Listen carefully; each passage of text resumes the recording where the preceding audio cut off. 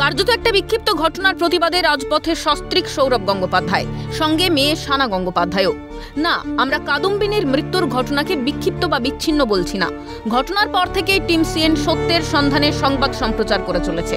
শাসকের গাফিলতি থেকে ভুল, চোখে আঙুল দিয়ে দেখিয়ে কাদম্বিনীর জন্য বিচার চাইছি আমরাও।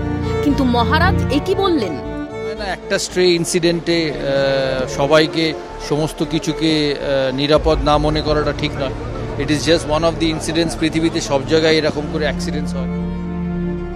আর এই মন্তব্যের পর ক্ষোভের আঁচে তপ্ত সোশ্যাল মিডিয়া। মুখ খুলেছিলেন অভিনেত্রী শ্রীলেখা মিত্র। মহারাজের মন্তব্যের সমালোচনা করেন তিনি। পরিস্থিতি বেগতিক দেখে নিজের মন্তব্যের ব্যাখ্যাও দেন সৌরভ। দাবি করেন দৃষ্টান্তমূলক শাস্তির। তবে পথে নেমে প্রতিবাদ করতে দেখা যাচ্ছিল না সৌরভ গঙ্গোপাধ্যায়কে। এবার দেরিতে হলেও বুধবার কাদম্বিনীর জন্য পথে নামলেন তিনি। বৃষ্টিকে উপেক্ষা করেই প্রতিবাদ বিক্ষোভ, মোমবাতি প্রজ্বলনের মাধ্যমে প্রতিবাদ দেখালেন তারা।